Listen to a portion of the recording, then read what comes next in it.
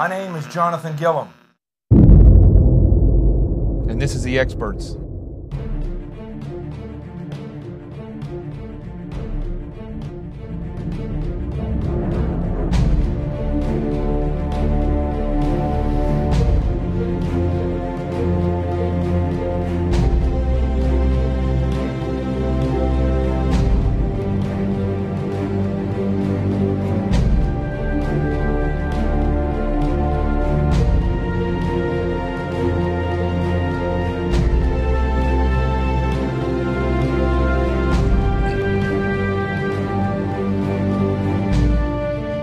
This is Jonathan Gillum, and this is The Experts on Facebook Live, Twitter, and YouTube, with literally millions of listeners. Probably yesterday, because I was everywhere yesterday. And today has been a nothing day because I had to recover from yesterday. I was everywhere yesterday. I was on Newsmax, on Hannity's radio show. I did this show. I did 3 hours on Sirius XM Patriot Channel. And then I'll be back on Sirius tonight on Channel 125 from 9 p.m. to 12 a.m.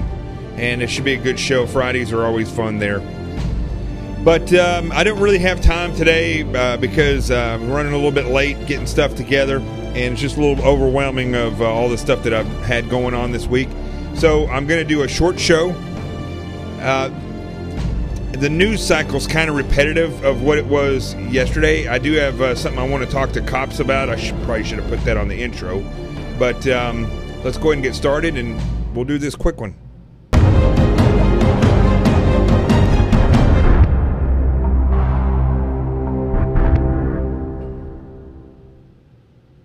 All right.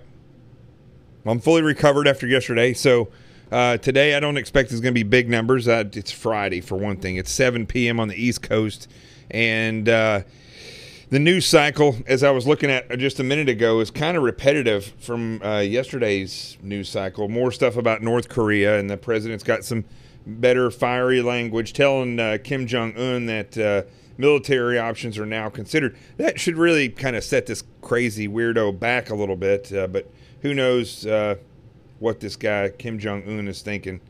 Other than that, the main thing I want to talk about real quick is that I'm not sure where this has happened, where that happened at. I don't want to pull it. I don't have time to pull up the video. I mean, I can pull it up, but it's going to be a Fox News video, and they're just talking about the eyeglass capture of this guy, this shooter that shot at a cop. And when I watched the video, I was kind of puzzled at why the officer put himself in such a precarious position. The guy that he's following is on a phone. If you haven't seen this video, I apologize because I don't have it, but you should look it up. It's on Fox News right now. They're really, people are astounded because the cop was wearing the recorder that's on the eyeglasses, which I think is a great idea because you're seeing everywhere that the cop is looking versus when they always put it here and it's like staring at the ground or staring at the sky. You don't really see a whole lot. So the eyeglass thing, whoever's coming up with that, that's something that I think they need to consider doing more of. Although I don't know how that wearing glasses will affect some officers, but we all train on the range with glasses, so it shouldn't be too bad. But the officer in question is following this individual and yelling at him to show him his hands, show him his hands. He's literally 10 feet away from the guy. The guy has his left hand, he's using his cell phone, and the right hand is in his pocket. Now, I mean, at some point you either have to go hands-on with this person or you tased them. Or, I mean, you just call for backup and stand behind the guy. This officer was standing directly to his side, yelling, show me your hand, show me your hand. And obviously, and this is a great example for people that have a problem with cops shooting people that have their hands in their pockets when they're telling them to get their hands out when they make a move. This guy was able to pull his hand out of the pocket and shoot the police officer. I don't know if the officer shot him. I haven't heard confirmation. I just thought about this as I was turning the show on because I was checking Fox, and I saw that they were talking about the fact that the cop was wearing eyeglasses, or the camera on his eyeglasses. But officers should not be putting themselves into that position. That was a terrible tactical position to be in, and it just shows you how fast somebody can draw from their pocket and shoot a cop. And this cop got shot, and I don't know if he died. It didn't say that he died, so I don't know if he died or not, but he was injured pretty good. And just terrible tactics. The law enforcement community needs to take a step back and realize to teach those types of tactics doesn't take any money, really. You can do these things in a room before you deploy every day, where everybody sits down and goes over the use of force laws or the continuum, however you want, whatever the department calls it. Different people call it different things. And the use of force procedures. And then correct tactics, clearing a room. When you walk in the room, it doesn't matter if it's a domestic dispute or not. You clear the room properly. You make an entry. It doesn't matter if it's a cat that is caught in under the couch. You enter the room in a tactical manner because cops get killed. Up here in New York yesterday, there was a cop got shot by an emotionally disturbed person.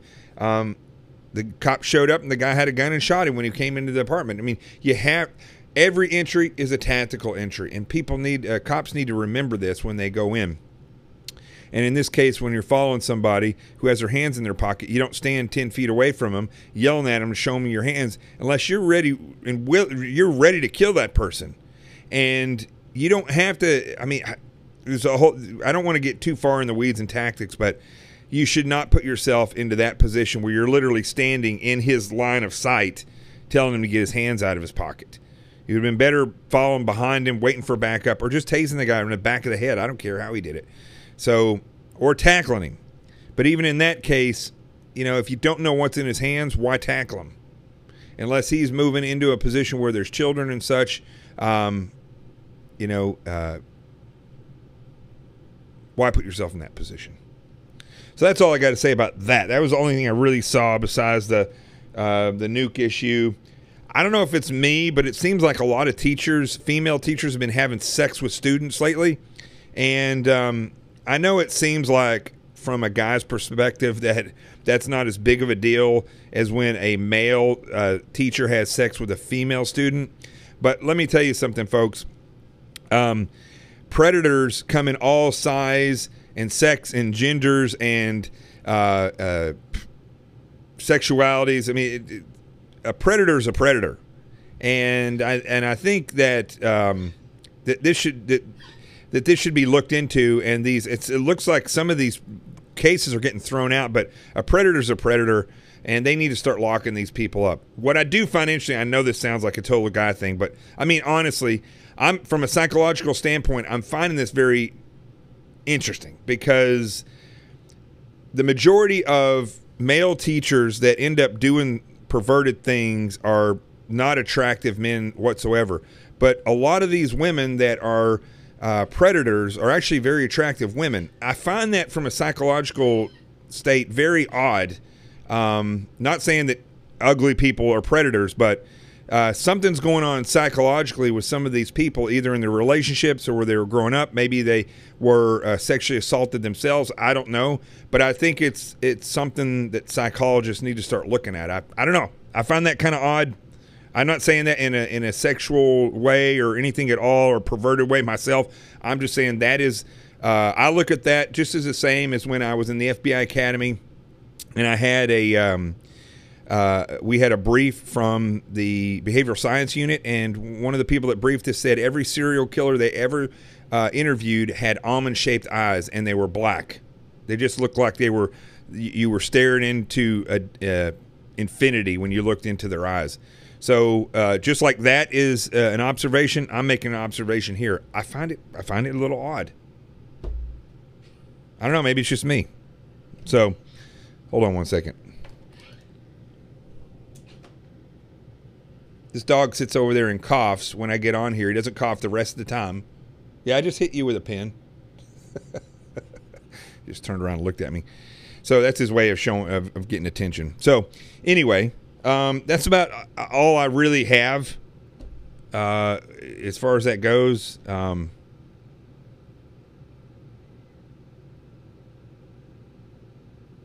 I don't know what else to say about any of the stuff. It's just repetitive news cycle today. It's going to be, I think it's going to be a difficult show tonight from news, because it's like a repeat from yesterday as far as the news cycle goes. I'm sure there's other stuff that I haven't really had time to look into today, but I mean, nothing in the headlines that's worth digging into right now. Venezuela's a problem. North Korea's a problem. I don't know. Anyway, I don't have a whole lot of time, so let's just do this. I know everybody's kind of going to be ticked off because I got to go, but don't say poor Rico. Poor Rico's all right. He laid down and relaxed over there. I didn't hit him with a pin hard. He does that.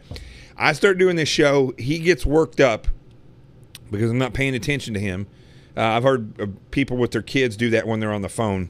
That's what he does. He starts getting worked up, goes in and out of the door constantly because I have a doggy door, and then he starts sitting over there coughing, and I got to shock him out of it, like give him a little smack. I'm going to take him for a walk right now. He's fine. All right, let's go to the Truth Zone, and we'll do this quick. And again, I apologize for the quick show tonight, but hopefully what I did talk about will maybe there's some law enforcement officers out there that saw it, and you can share it with them. Don't put yourself in a bad tactical position. Just there's no need for it. Let's do this.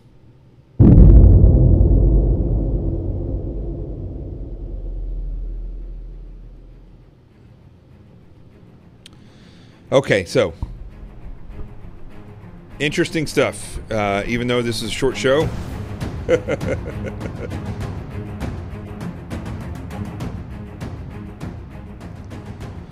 Female teacher predators are for some reason attractive. Male teacher predators they'll look like perverts. It's like a big sign on them that says, "I'm a pervert." Cops need to use better tactics. Short show, but we got through a whole lot today. And Rico, like a child and like other dogs, doesn't like when I give my attention to other things. But that's okay.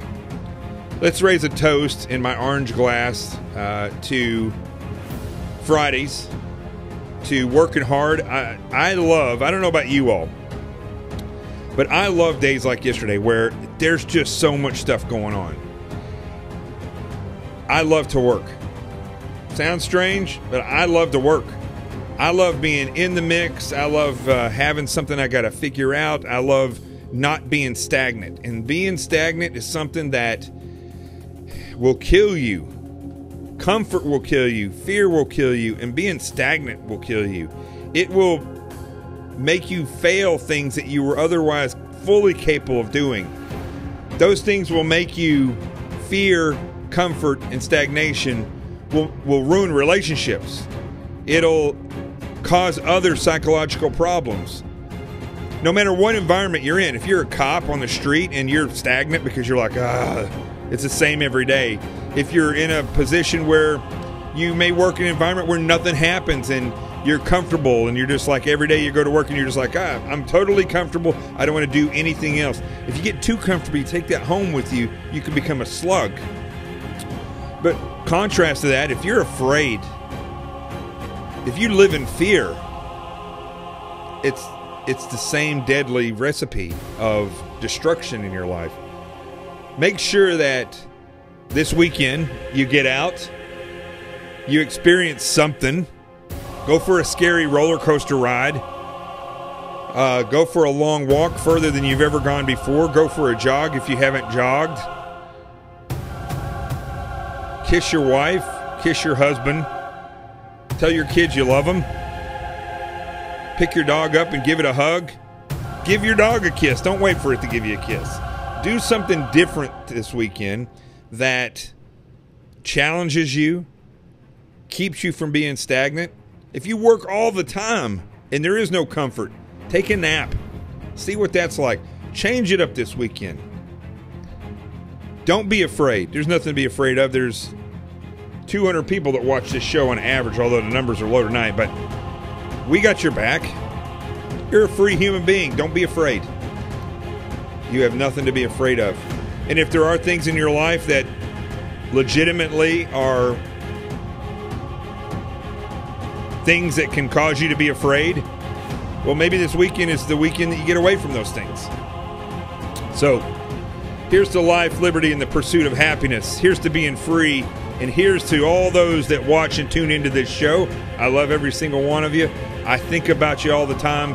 And let's continue to be unified and grow closer. Have a great weekend. Be the person that you can be. Don't be afraid. Step out of your comfort zone. And if you're stagnant, get up.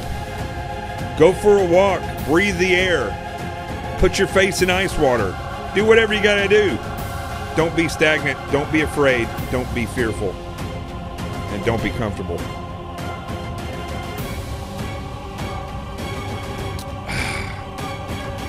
Just water tonight. I'll see you all Monday on The Experts tonight. Sirius XM Patriot Channel 125. Rico's there. I'm here. The truth has arrived.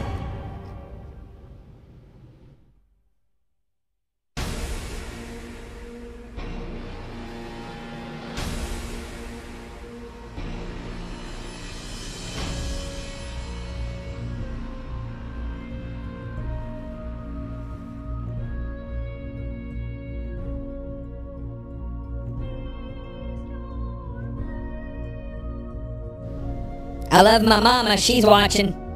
Hey, Joy Hawk. Hawky.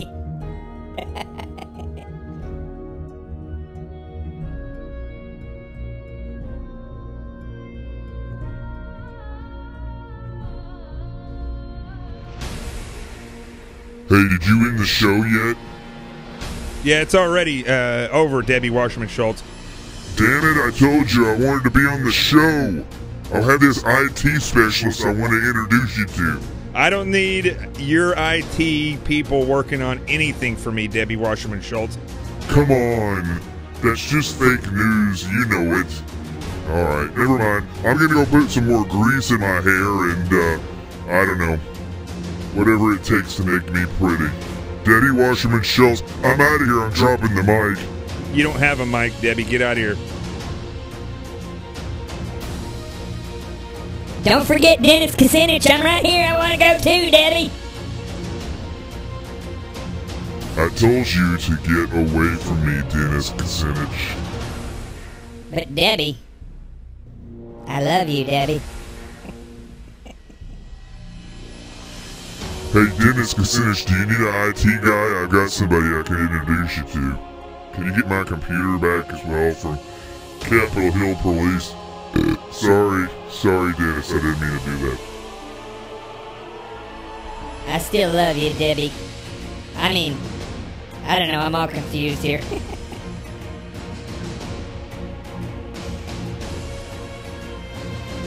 Debbie Wasserman Schultz. This is Dennis Kucinich. Grab my hand and let's walk into the clouds together. Okay, come on. I'll introduce you to my IT specialist in the clouds. Peace out!